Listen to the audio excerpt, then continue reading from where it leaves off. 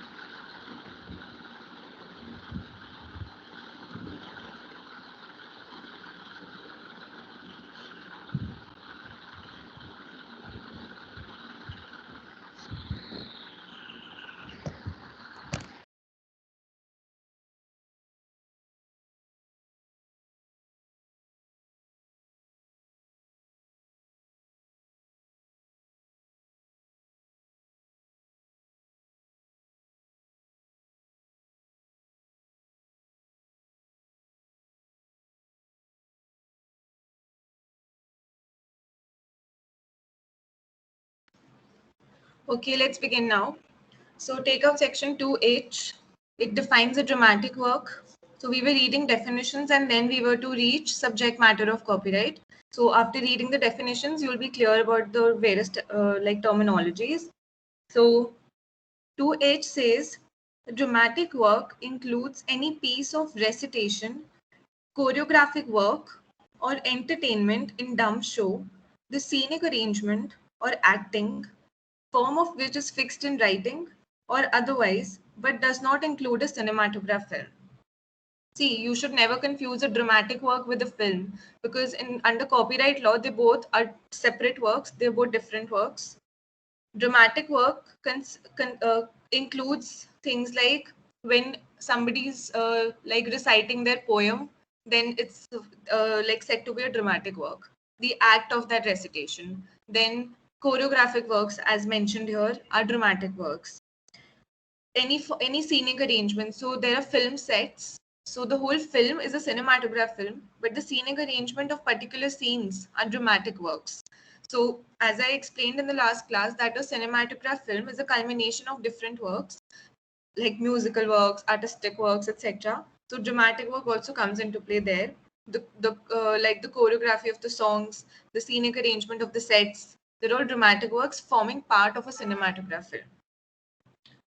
Form of which is fixed in writing. So I told you guys before that fixation is the term we used in copyright to determine that the work is copyrightable. It has to be fixated in a permanent form, like reduced to writing, recorded, anything, but it should be fixed.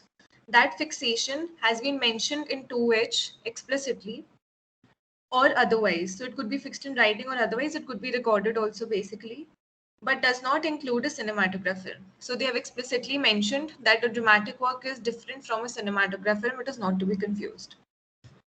The next definition we marked was that of engravings. Engravings include etchings, lithographs, woodcuts, prints, and other similar works not being photographs. So basically, like carpenters, the artistic like carpenters, they create wooden tables with the like things carved on them and like pretty dining tables with the wooden engravings. So that is what an engraving means. It means like the engraving in the general English sense. There's nothing like legal here. The next definition was 2M, infringing copy. Infringing copy is a very important definition because when we are talking about export, import, or trade of any copy which is infringing someone's copyright, this definition is very important. So it will be referred at a very later stage as well when we're talking about infringements, when we're talking about export or import of infringing copies. So read this definition carefully. An infringing copy means, first, in relation to a literary, dramatic, musical, or artistic work, a reproduction thereof. Basically, a copy of these works, otherwise than in the form of a cinematograph film. So basically, I'm making copies of these 4 works which are not in a film. Just keep reading, you'll understand how it's making sense in the end. Second, in relation to a cinematograph film, a copy of the film made on any medium by any means. So I've copied the film as it is. Third, in relation to a sound recording, any other recording embodying the same sound recording made by any means. Basically, I'm copying the sound recording as well. I'm reproducing it. I'm embodying the same sound recording in some other recording. Fourth, in relation to a program or performance in which such a broadcast reproduction right or a performer right subsists, the sound recording or a cinematograph film or such performance or program. Basically, there is a performance or a program. In that performance or program, there are performers' rights or there are broadcast rights present. Okay, so it is an assumption that these rights are present. Now, infringing copy will be made if this performance or program is converted to a sound recording or a film without the permission of the performer or the broadcaster who has the rights. If such reproduction, copy, or sound recording is made or imported in contravention of the provisions of this Act. So basically, they're telling you that when you make copies like this, as mentioned in these 4 subsections, then and these copies are made in contravention of the Act. Basically, you're going against the provisions of the Act. You are going against the legalities of copyright. Then you are making an infringing copy. It is not a legal copy. So see, if we remove the last line, which says if such reproduction or copy is made in contravention, and we only see the first 4 points, they are all our rights of a copyright owner to make an adaptation, to convert it into a film, to embody your work in a sound recording or a film, to make copies of your sound recording or to make copies of your film. So these all are rights that are like given to a copyright owner under the Copyright Act. When these rights are exercised in contravention of the Act, basically the copyright owner is not exercising these rights, his consent is not taken, whatever our Copyright Act requires, then these copies will become infringing copies instead of legal copies. Or instead of legal exercise of rights, it will become infringements. The next subsection is lecture. The next definition, sorry. A lecture includes address, speech, and sermon. I think this is quite self-explanatory. Then next is a literary work. A literary work includes computer programs, tables, and compilations, including computer databases. Now, the definition of literary work in a Copyright Act is very computer oriented. They have not included other like reading material, books, any other form of literary work here. This definition is not exhaustive. We have a lot of things coming under literary work which has been opined by the courts and like through case law since a lot of years. So this definition explicitly includes computer programs because otherwise there is a confusion that computer programs are patented. So it's very important to explicitly write that they are copyrighted so that there is no ambiguity regarding the same. So that's why they have mentioned only computer programs, databases, etc. in this particular definition. Doesn't mean that the other works are not included. This is a non-exhaustive definition, meaning this is not it, or more things can also be included in the definition. 2P defines a musical work. A musical work means a work consisting of music and includes any graphical notation of such work, but does not include any words or action intended to be sung, spoken, or performed with the music. Basically, there are no lyrics. So, in a musical work, we don't include lyrics. So, a song includes a musical work and a literary work because the lyrics come under the literary work. Okay, so always remember a song is not a musical work. Only the background music is the musical work. When we start including words, we go into the literary work arena. 2Q defines a performance. Performance in relation to performer's right means any visual or acoustic presentation made live by one or more performers. The um, the crux of a performance is that it is live. So you can underline in your barracks that the word live. If there is if the performance is not live, then it is not considered to be a performance under this section, under this act. It then becomes a work. Okay, and it could be any work. It could be a dramatic work if it's a dance performance. It could be anything. I'm not going into that. But if it is not live, it ceases to be a performance. It's only a performance when it's live, and it need not be like you are physically attending the performance. It doesn't mean that. I could be at home watching it on TV, but it should be live. The performance must be happening live. I could be watching it through a broadcast also, or I could be sitting in the like the place where it's happening, but it should be live. QQ defines a performer. A performer includes an actor. So why performance and performer and these terms are being defined in the Copyright Act is because copyright, apart from ownership of copyright, authorship of copyright, also talks about performers' rights. So see, there are people, so performers are basically actors in a film if we talk about, who are basically performing something. So their rights are basically also protected under copyright. They have particular rights. Similarly, we have broadcast rights, which are like conferred upon the broadcasters. So we have different category of rights, which we'll be coming to later. That's why they're defining everything in this section. Now, performer includes an actor, singer, musician, dancer, acrobat, juggler, conjurer, snake charmer, a person delivering a lecture, or any other person who makes a performance. See, by writing any other person who makes a performance, they have made the definition even more inclusive. So they say they've given some examples, and now they're saying everything which is a performance will be included here. So it makes the definition very inclusive. That means this is also a non-exhaustive definition.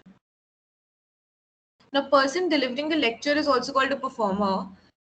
This basically means people like politicians who are delivering speeches in public, etc. So under the Copyright Act, they are called performers. Now, here it only means the person delivering the lecture. It need not be the person who has written the speech. So the person who's writing the speech could be a different person, and the person delivering it could be a different person. So obviously, like for example, the politicians, it's unlikely that they would write their own speeches. They must have people to write their speeches. But the copyright vests in the politician because it's him who's delivering it. So section 17 deals with ownership of copyright, and that all will be included here. There's a separate subsection on speeches and lectures. So we'll like read it in detail then. Now there's a proviso to this section 2QQ, which says, provided that in a cinematograph film, a person whose performance is casual or incidental in nature. Whose performance is casual or incidental in nature in a like cinematograph film? Can you give an example, anyone? Like who could be a incidental character in a film? Hello, is everyone sleeping?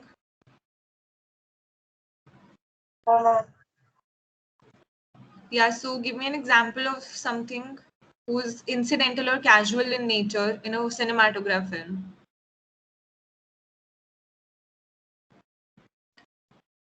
Okay, forget it. It basically means people like background dancers. So there is a lead actor who's dancing in a song, and then there are background dancers who are incidental or casual in the background. So this proviso talks about them. And in the normal course of practice of the industry is not acknowledged anywhere, including in the credits of the film. They are not included in the credits of the film, in like according to the industry practices.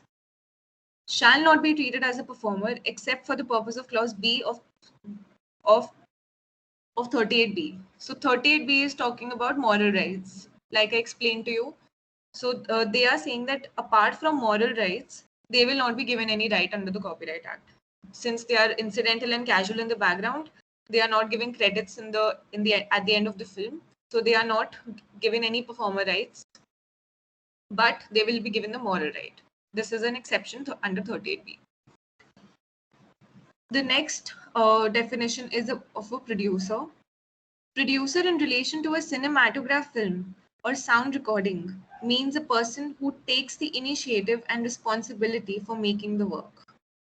And therefore, they are also the owners of copyright in a film or sound recording, the producers. So the director or any other person are not copyright owners in the film. It's the producer who takes the initiative, who takes the responsibility, who provides the finances.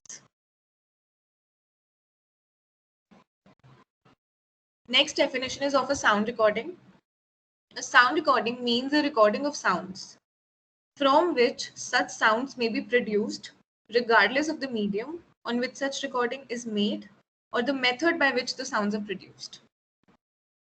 So basically, a recording embodying a particular sound, and they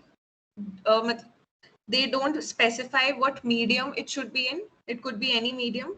So they are basically, they have given a very open and general or layman definition of a sound recording. There's nothing technical here. 2Y is a very important definition. It defines a work. I mean, it's important that you remember the alphabet, that Y defines a work. A work means any of the following, namely, a literary, dramatic, musical, or artistic work, a film, a sound recording. So the definition is not very descriptive. It's a very lame definition, because this is what we we'll be studying in the future also. But they still like define it because they have to define what a work is. So you have to remember the alphabet with the fact that it defines the work. So 2Y defines the work. You can write it or like mark it here that remember this. I think that's it for the definitions. Did I mark any other definition that I missed out? Please let me know. No, ma'am, we have covered. Great. Now we begin with a very major topic in copyright law, the subject matter of copyright. This is like the core of copyright. If you understand this topic, then you've understood the whole copyright. So you will not have a problem in answering any kind of question, even the topics that come after this. So subject matter is the foundation of the subject. Now, subject matter, as the word suggests, basically means what kind of works or what kind of things can be included in copyright. So I've just introduced, when I was introducing you to the subject, I told you that originality, idea, expression, dichotomy, and all these things very briefly. Now we'll go into the detail of every section, detailing of every word that I use, detailing of the word originality. So there are a lot of case laws which have, wherein the judges have laid down particular tests or parameters to decide that what is originality, that what is idea, expression, dichotomy, what kind of expressions are included, why ideas are not included. So it's a very long topic, and please attend all classes for this particular topic at least, because or at least listen to all the recordings before you come for the next class, because this is actually a very important topic. I can't emphasize enough. Now take out section 13 of your acts, 13(1)(3). Section 13 says works in which copyright subsists. Basically, this tells you what is the subject matter of copyright. Now we'll pick up each section and then decipher it and then move on. We'll not read the section together. The first subsection states, subject to the provisions of this section and the other provisions of this act. So this is to be read with subject to. So when you see a section in any of your laws, like I'm not talking about IPR specifically, so sometimes the section starts with notwithstanding anything contained in this act, etc., etc. So the word notwithstanding is there, and sometimes the section will start with subject to the provisions of this section. This means when the when the section begins with the word notwithstanding, it means that this section will surpass any other provision that is there in the act. So if it is contradictory, then this section will be given implementation.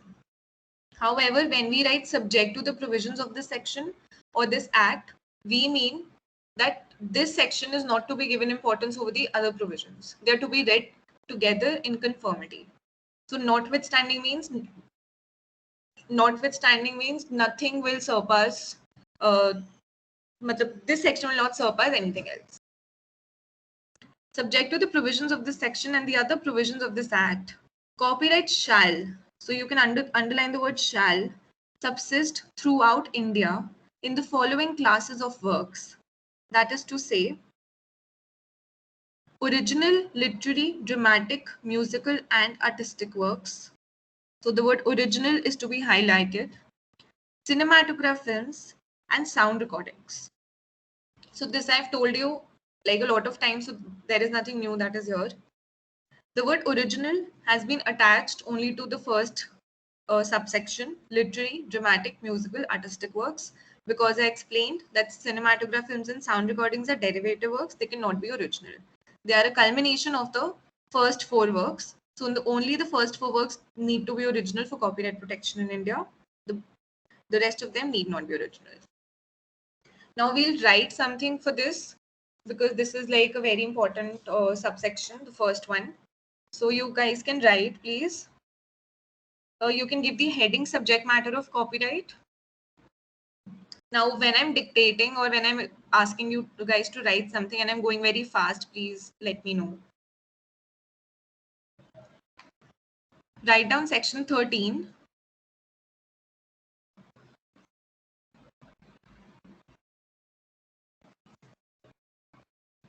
Section 13 lays down. Section 13 lays down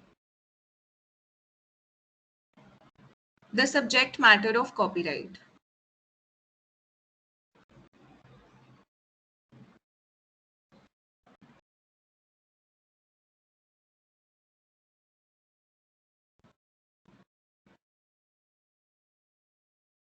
It provides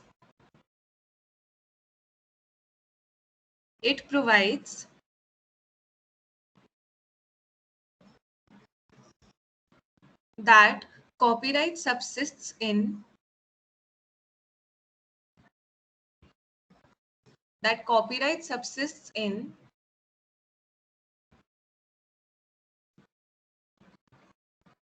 first point, original,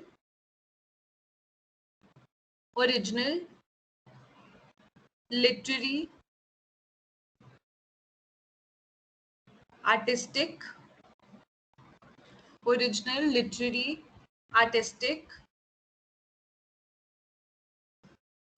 musical and dramatic works. Original, literary, artistic, musical, and dramatic works. Second point, cinematograph films.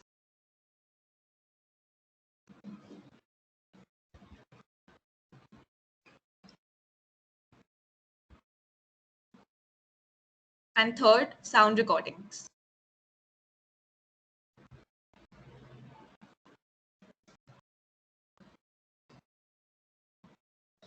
Write down below this, the term original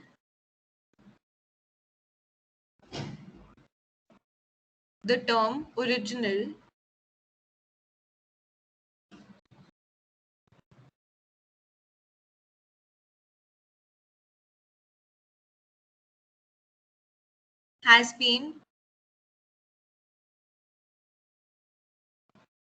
provided only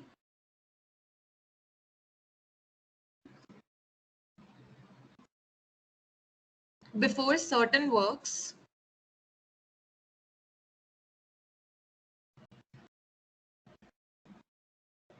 as the term original has been provided before certain works as works like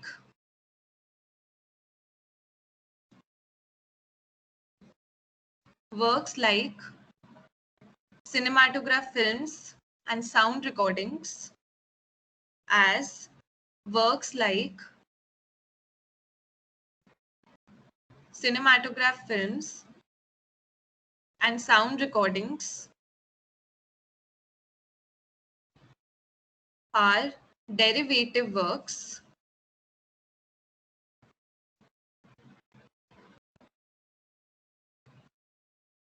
are derivative works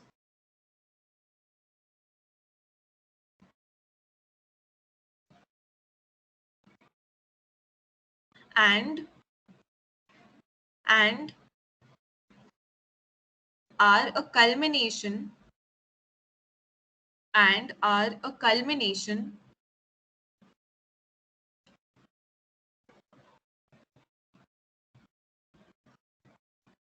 of other works culmination of other works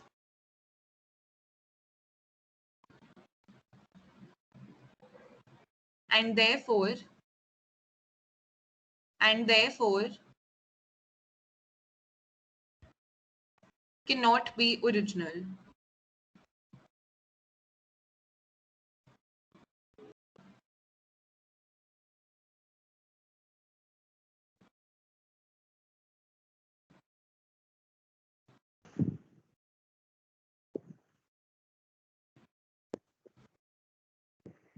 Now give a subheading originality. So we'll be now discussing the meaning, the tests, parameters of originality, the case laws on originality.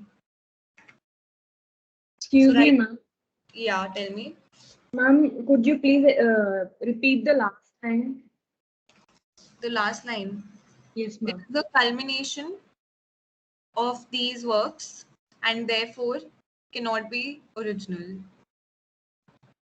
See, I haven't written it down anywhere, so I can't like repeat the exact things. I'm like spontaneously making you guys write.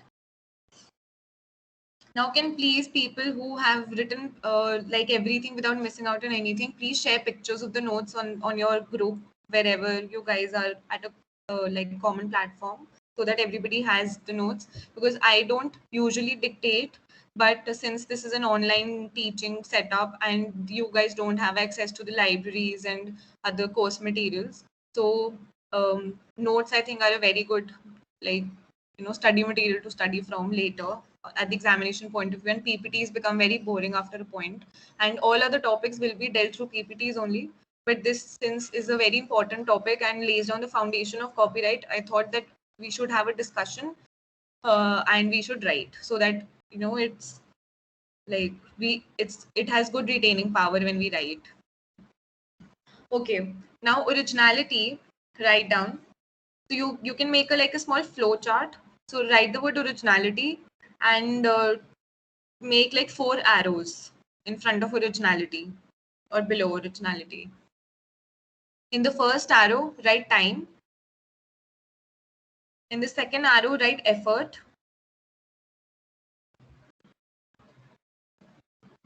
Third one, write skill.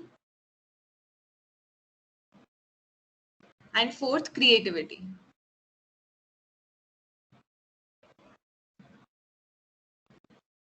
So time, effort, skill, creativity.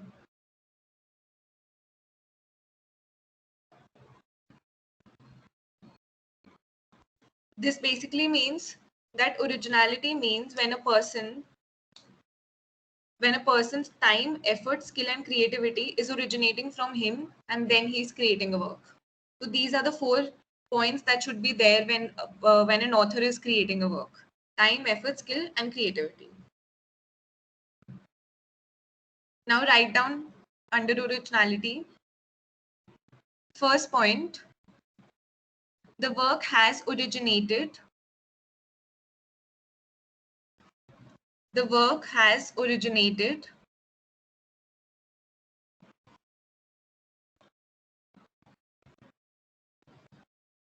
from the author.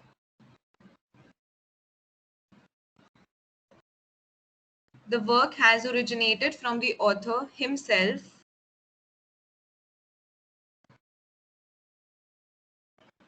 and is not copied from another.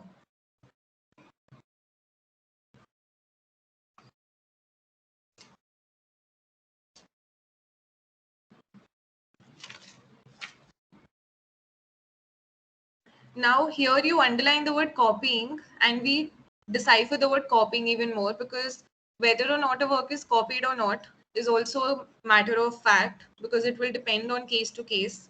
But there have to be some uniform patterns to decide what falls under copying.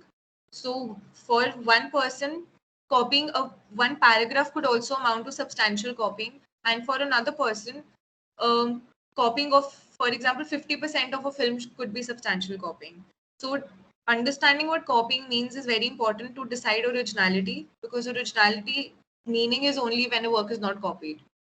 So you underline copied and then you give another subheading where you say what includes copying.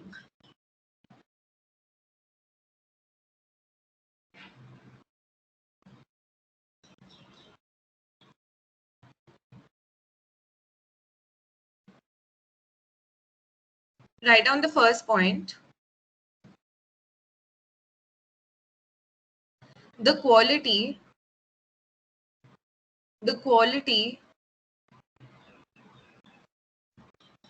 or importance the quality or importance of what has been taken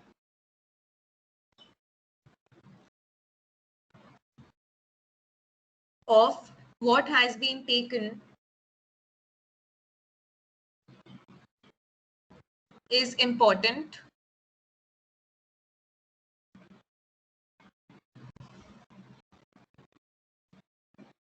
rather than the quantity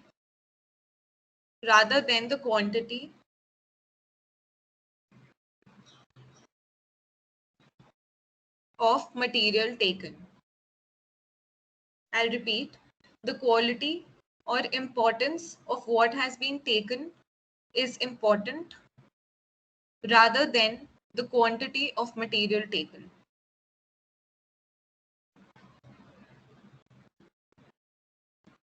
Continuing the same point, the issue thus depends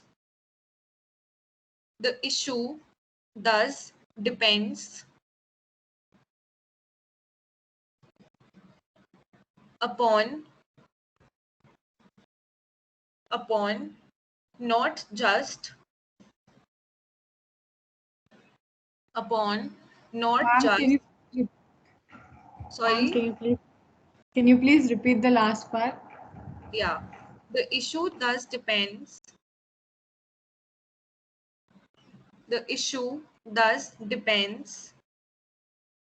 upon not just the physical amount taken,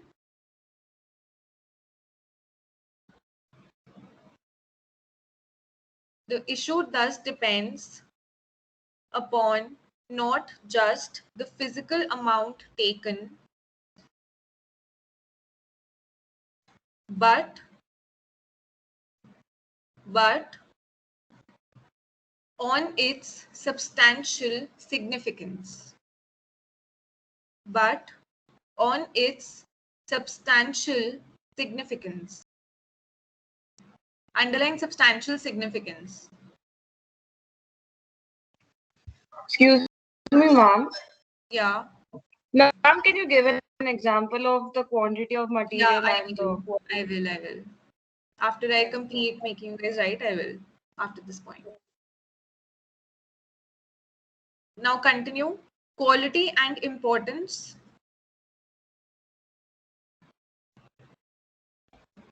Quality and importance. The same point. Yeah, same point. Quality and importance must be understood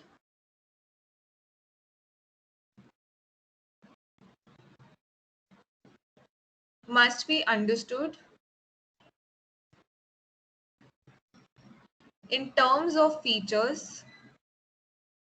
Quality and importance of the work, quality and importance must be understood in terms of the features of the work which make it features of the work which make it original in the first place.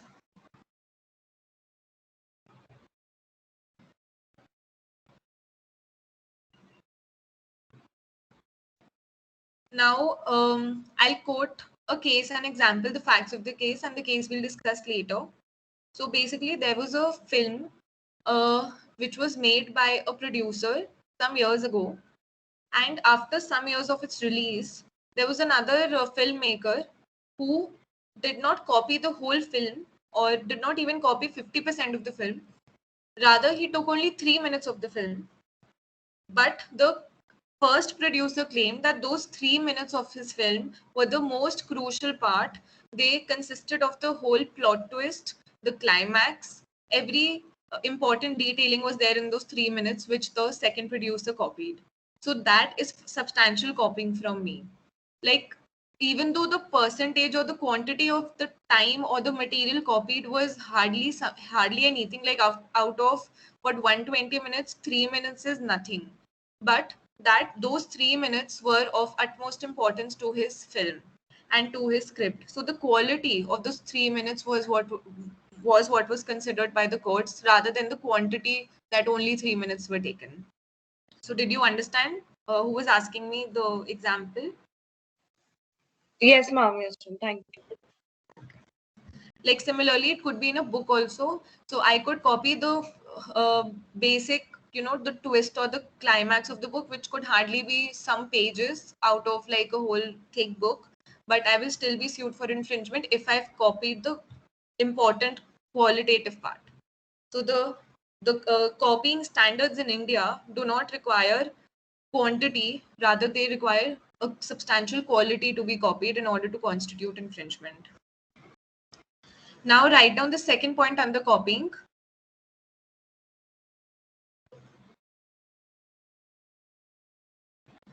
It is wrong. It is wrong to dissect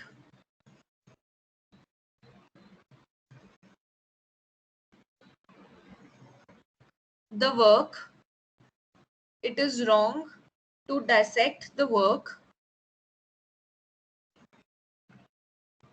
Dissect is DISSECT. Basically, to break down the work into parts and then analyzing each part. Basically, it is wrong to dissect the work, taking each part,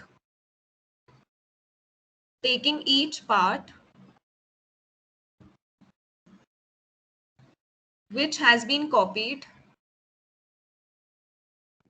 Ma'am, your voice was breaking. Can you please repeat the last point? Yeah, it is wrong to dissect the work, taking each part,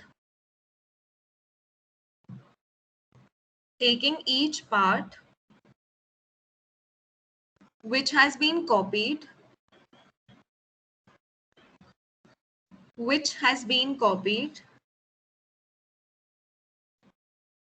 and asking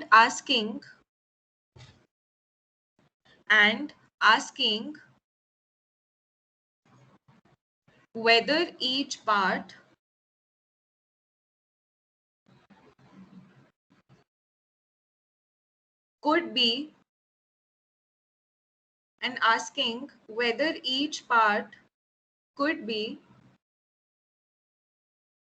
subject of copyright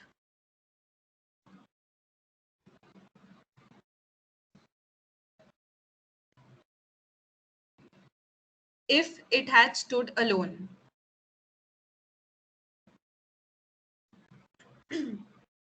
If it had stood alone.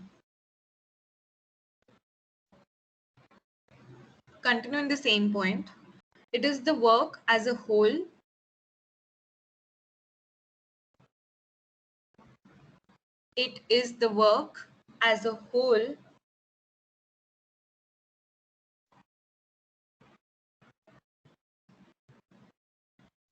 which has to be considered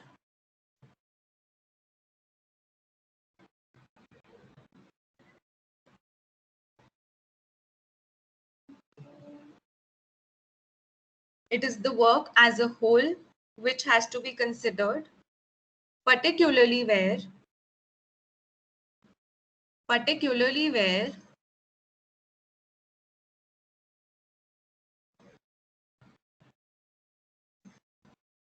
the originality of the work particularly where the originality of the work lies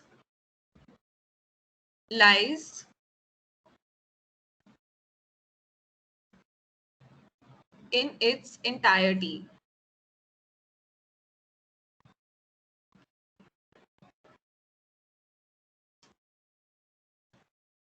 Ma'am, can you repeat the last point?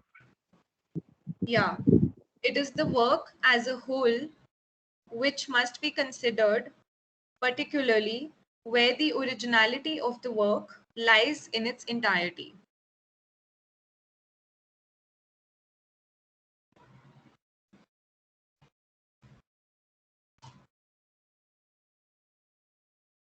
Basically, the work is to be considered as a whole when we are deciding whether one work is a copy of the another work. We cannot break it in parts or dissect the work and then pick up each part and see whether this is a valid copyright. Whether this would have been a valid copyright. Is it infringing someone's copyright? We have to see the work as a whole. So we cannot take one scene and compare it with one particular scene and then the other scene with another scene. We have to see whether the whole work is substantially similar. So we follow a very reasonable man's test here. So we see like a reasonable, prudent, a man of reasonable intelligence, whether he, after looking at both the works, would he feel that one work is the copy of another work or not? So most of the judges have laid down this test, a reasonable man's test. So we don't see it from a perspective of a very sensitive man who's very particular about things or very over specific or over particular about things, and we don't even see from a perspective of a person who is very ignorant or indifferent about these things. So we see it from a reasonable man with a reasonable intelligence, and we see whether one work is a copy of another. Here we don't dissect the work into parts, we see it as a whole. So this is what the second point meant. Now write down the third point. It is wrong to concentrate it is wrong to concentrate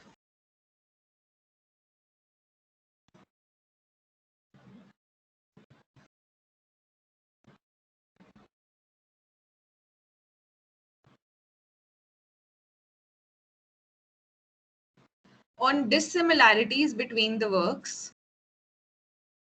It is wrong to concentrate on dissimilarities between the works. In fact,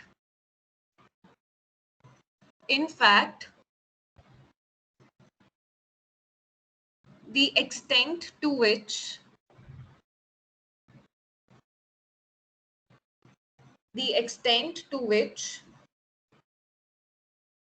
the defendant's work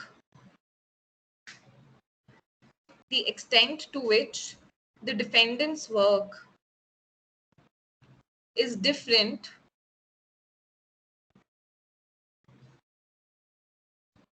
is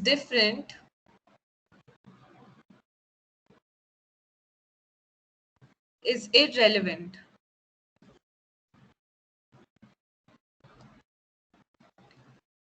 So that example that I gave you of the person copying only 3 minutes of the film.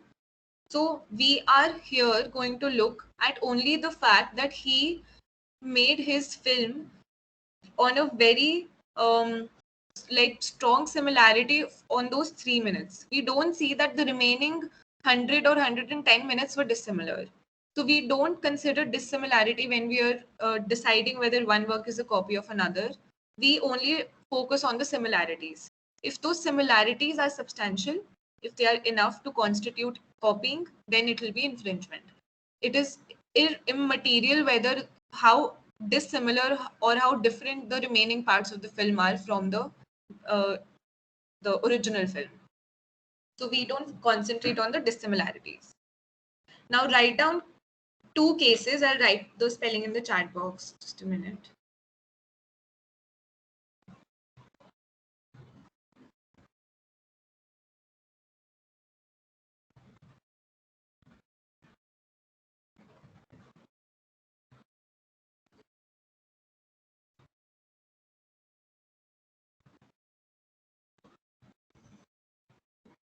Einstein versus Porter and wait, Ma'am, yeah, tell me. sorry to interrupt, but I wanted to ask whether we need to just buy the Bear Act or the one with the names of the cases if we are not writing down the notes. Sorry, I mean I didn't get you. Can you repeat? Ma'am, you have asked to buy the Bear Act, right, ma'am? Yeah, yeah. Bear Act doesn't have the names of the cases. See, these cases won't be there in any Bear Act because these are firstly US and UK cases also, because copyright is basically inspired from those laws a lot in India. So these cases I have found out from various books combined. So you will not find it anywhere, no matter which Bear Act you buy. So I would recommend that you please write notes. And if you're not writing, please like photocopy or make copies from someone, Okay, because ma'am. these will be important. Bear Act is only required for the section reading. Also, there is one thing that you guys should follow for all laws. So the cases that are there in the Bear Act, in any, so if you guys buy the Universal Bear Acts, so there are comments section wherein there are cases and there are, summaries or a crux of a small paragraph of a case. You should not blindly follow those. They are not always correct and they're not always authentic. So I have personal experience of finding out that one case citation was also wrong, and then in another case in some subject when I was doing my BLLB, that like the comment section was altogether wrong. They had quoted some other case and they had given the material of some other case. So this comment section is not very authentic, because if you want to read the case, you go to the Supreme Court's website or the High Court website and you take out the judgment and read it. I would suggest to not follow the comment section of for cases. Don't follow the Bear Act for any law. They're not always correct. So follow the book, or if, for cases, go online. It's the best. Okay, so Einstein versus Porter and Sid and Marty Croft versus McDonald's. Oh, it's not MS, it's MC. It's McDonald. Now, in both these cases together, a judge laid down 2 tests. Okay, so you write these cases together and you write that in these cases, the court laid down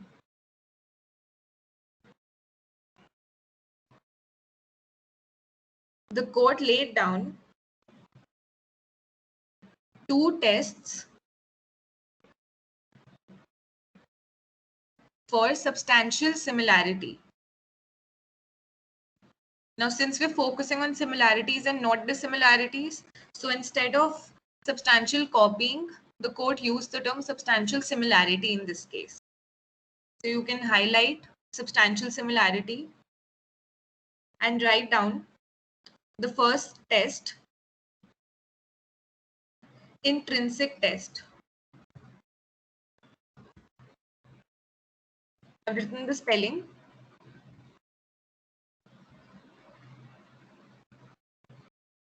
Intrinsic test.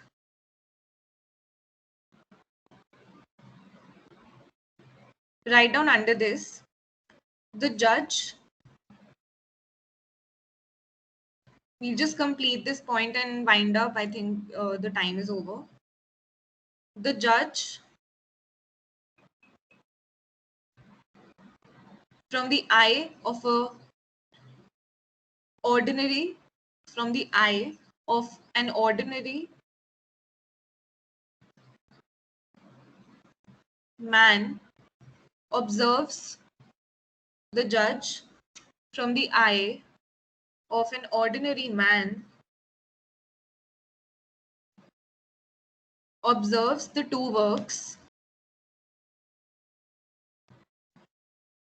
And guys, whoever is joining at the end of 15-20 minutes just to mark their attendance, you guys will anyway not get attendance, so you don't have to waste your time, because I get to know how long the person has been in the room, and the attendance is only given to the people who've been in the substantial part of the class. So if you are joining even in the last 20 minutes, I will not give you attendance, so don't waste your time. The judge, from the eye of an ordinary man, observes the two works, comma, looks at similarities,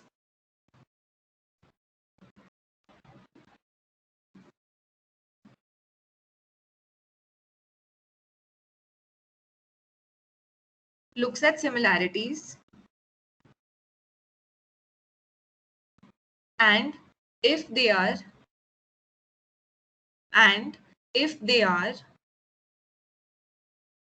high in degree,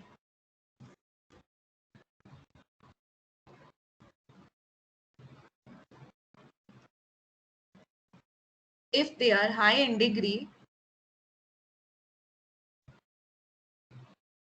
it will constitute infringement. It will constitute infringement, and there is no need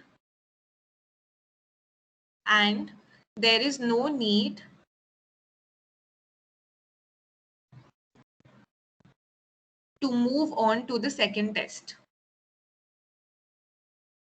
So if it's established that the two works are similar from the eye of a reasonable man, then the judge need not move to the second test. So if it's clear, we can stop at the intrinsic test. Now, if the judge is not satisfied that there has been copying in the first test, then we move on to the second test. So they are not to be taken together. They are basically in a hierarchy. And you see, if you're not satisfied, then only you go to the second test. Now, the second test we'll write down in the next class. I hope there are no doubts, because nobody stopped me. So if there are any doubts, you can ask me now, or we can wind up the class. Yes, ma'am. Ma'am, can I? Yeah, please. Yeah, ma'am. Like if a person was read some articles and he wrote one article by reading that all articles he wrote by his own. Yeah. Is that defines originality, ma'am? Yes, it's a very good question. It does, in fact, define originality, because you have put your mind, creativity, intellect, and effort and time into writing something original. So even though you have taken inspiration from other articles, if your work that you've written as a culmination of those works, as a compilation, is original and it is originated from your own mind and you've not copied it, then it will come under copyright. It's a very good question. That means you've understood what I'm trying to say. So thank you for giving me a unconscious feedback. And also, like, if you even compile some data now, like if you have some raw data and you compile that data into a table, even that is copyrightable for you, even though you don't own that data. So for example, a telephone directory. So usual telephone directories are alphabetical. Now, if you create something original, way of compiling a telephone directory, you will have copyright over that compilation. So even though you don't own the personal details of residents of a society or their phone numbers or their designations, but the manner of compilation, you will still have copyright over the directory. So even if you take inspiration or data from other places and you make an original work, you will have copyright over it. Did you understand? Yes, ma'am. Thank you so much, ma'am. Okay. Are there more doubts? Okay, then we'll wind up. I'll see you tomorrow. We'll continue with the subject matter of copyright. Thank you so much, class. You all can leave. Thank you, ma'am. Thank you, ma'am. Thank you, ma'am. Thank you, ma'am.